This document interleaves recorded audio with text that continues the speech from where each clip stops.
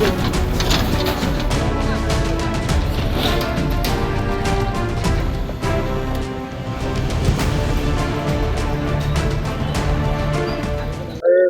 ପ୍ରତ୍ୟେକ ଜାଗାରେ ଯାହା ନୋଟିସ୍ କରିଥିଲେ ସବୁ ଜାଗା ଦୋକାନ ଭଙ୍ଗା ହେଉଛି ଏବଂ ପୁଲିସ ତରଫରୁ ବ୍ୟାପକ ବନ୍ଦୋବସ୍ତ କରାଯାଇଥିଲା। 4 ଫୋର୍ସ ଆମ ଦପ୍ତର ଅଫିସର ଆସିଥିଲେ ଏବଂ ଆମେ ବର୍ତ୍ତମାନ ବିନା ଲ ଅର୍ଡରରେ ବିନା ସୁରୁଖୁରୁରେ ଇଲେକ୍ସନ କାମ ଚାଲିଛି।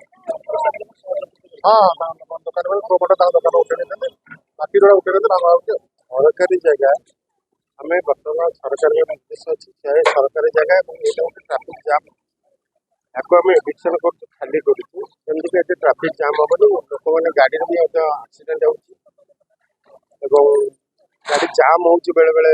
ଶନିବାର ରବିବାରେ ପୁରୀକି ବହୁତ ଦର୍ଶନ କରିବା ପାଇଁ ତୀର୍ଥଯାତ୍ରୀମାନେ ଆସୁଛନ୍ତି, ଯେଉଁଟାକି ବହୁତ ରସ୍ ହେଉଛି। ତେଣୁ ସେଥିପାଇଁ ରାସ୍ତା ଖାଲି କରିବା ପାଇଁ ଏବଂ ରାସ୍ତା ମଝିରେ ଗାଡ଼ି ରଖିଦେଉଛନ୍ତି, ଯେଉଁଟାକି ଏପଟେ ଟ୍ରାଫିକ୍ ଜାମ୍, ଏ ଦୋକାନ ବଜାର ପୁରା ମାଡ଼ି ଆସୁଛନ୍ତି ଭିତରକୁ ସରକାରୀ ଗୋଚର ଜମି ଉପରେ। ତେଣୁ ତାକୁ ଆମେ ଏଭିକ୍ସନ୍ କରୁ। ଆଜି ସମସ୍ତେ ସହଯୋଗ କଲେ, ସମସ୍ତଙ୍କୁ ବି ଧନ୍ୟବାଦ। ପବ୍ଲିକ୍ ଯେଉଁ ଦୋକାନୀ ହେଉ ପବ୍ଲିକ୍ ହେଉ ସମସ୍ତଙ୍କର ସହଯୋଗ ଅଛି, ସମସ୍ତଙ୍କୁ ଧନ୍ୟବାଦ। ଶାନ୍ତି ଆମର 18ଟାରୁ 20ଟା ଦୋକାନ ଭିତରେ ସମସ୍ତଙ୍କୁ ଆଜ୍ ପର୍ ଲ ନିୟମ ଅନୁଯାୟୀ ସମସ୍ତଙ୍କୁ ନୋଟିସ୍ ହେଇଛି।